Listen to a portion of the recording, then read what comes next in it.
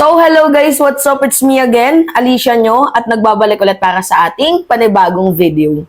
So, mga minamahal, may mga bagay talaga na hindi mo na dapat sinabi. Kaso, itong si Ipe, pinagmalaki niya pa.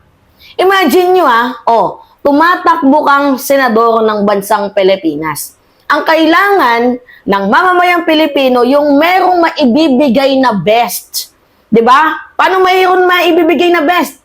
Siyempre, yung background mo, yung credential mo, ay ganito ka, makakatulong to sa ating bayan. Ay ganito sipe, makakatulong to sa bansang Pilipinas. Kaso, mga minamahal, hindi mo na nga dapat sinabi na ikaw ay isang artista lamang, pinagmalaki mo pa. Tax ng ina mo ka. O, tingnan nyo to Sabi niya dito, February 13, "This is my last hurrah, and I want to give it all. Ang magigiting ko pong mga kasama, abogado." Oh, siya na mismo nagsabi. Ang mga kasamahan niya daw, mga lawyers. 'Di ba? Ako hindi. Pinagmalaki pa.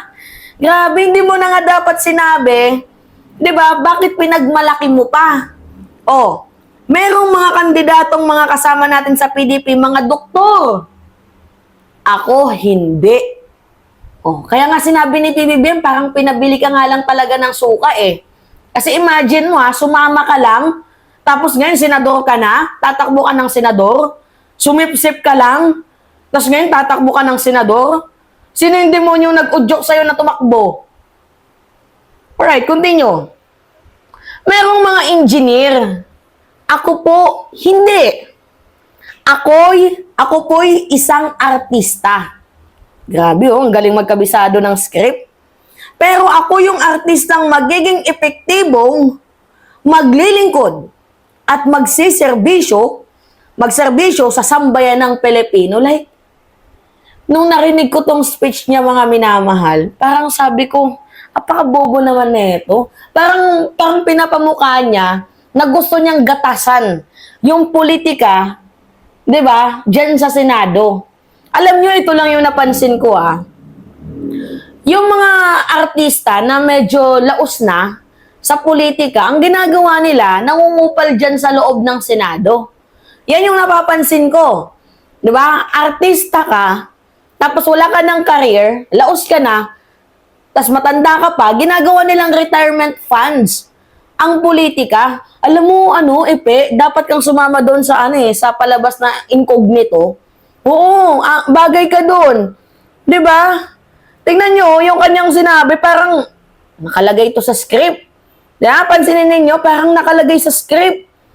Hanggang ngayon, magaling ka pa ding umarte-epe. 'Di ba? Pero ito yung punto. Yung sabi niya, magiging magiting daw siya. Mga minamahal, at magiging epektibong maglilingkod sa sambayan ng Pilipino. Epe, wag mo kaming ginagago. Huwag mo kaming kinukupal. Hindi ka nga naging magiting na ama sa anak mo?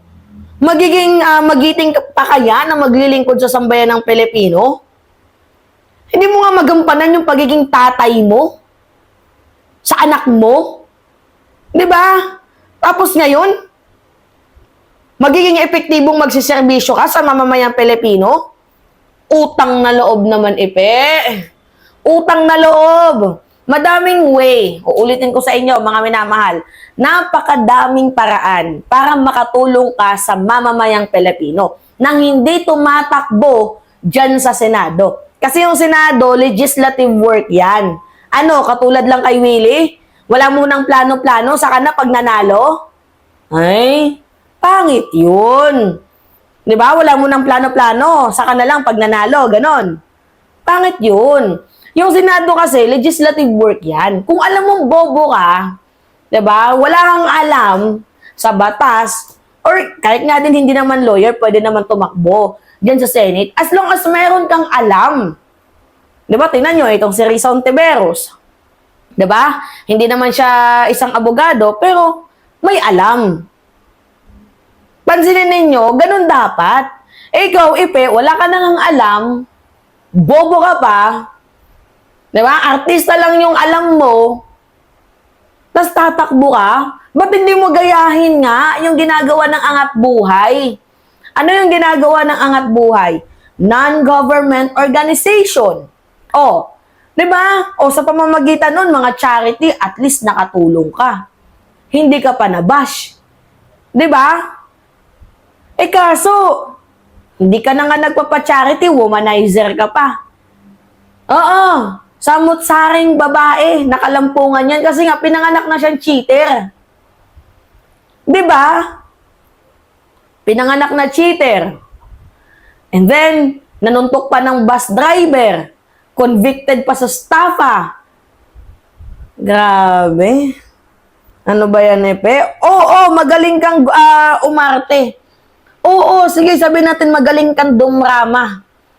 Magaling kang umacting, pero hindi naman kasi hindi naman kasi field ng pag-acting or drama yung Senado.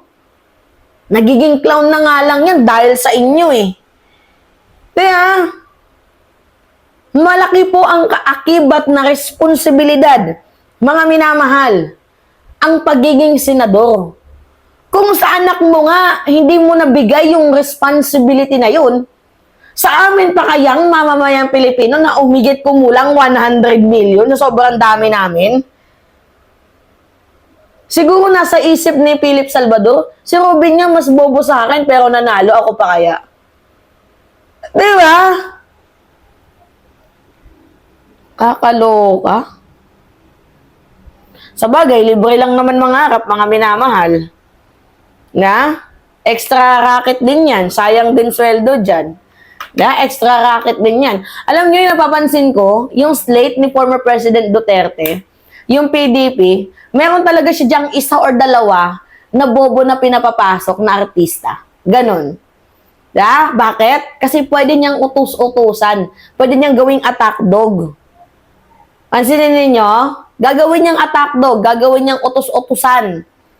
Da? Kung ano sinabi niya, oh, sige, susundin. Kasi, papit nga. Walang alam. Nadidiktahan. Di ba? Ewan ko dito kung nakakaramdam ng kahiyan itong si Philip Salvador. Well, kung sa bagay, may Robin na tayo eh. Baka mamaya madagdagan pa ng Willie Revillame, ng Ipe. Naku, Diyos ko. Clown na talaga yung Senado. Kakahiya. Kakahiya. Tapos walang alam na batas. Peace and order na nga lang, tapos hindi alam kung paano niya i-implement. O ano naman yung batas mo sa edukasyon? Ano yung batas na gagawin mo sa sektor ng ating kalusugan? Sektor ng pangkabuhayan? Wala. Peace and order lang. Patayin yung mga adik kasi sabi mo madaming mga adik. Pero nakalagay naman sa datos, mga minamahal, na mas mataas yung percentage nung panahon ni former President Duterte kaysa sa panahon ngayon. Partida doon na dati may war on drugs. Di ba? Kakaano? Mga nalaos lang to sa politika. Ay, nako. Lakas man trip, no? Mga laos sa sa pelikula. Tapos ngayon, lakas man trip. Nakakaloka talaga, mga minamahal. Alright. So, yun po. Ay, Diyos ko. Pahingin lang po ako ng comments, mga minamahal. Tapos, likes and share na din po. Tapos, don't forget to click and hit the notification bell for more updates. So, anyway, yun lamang po mga minamahal. Ingat, mga kababayan.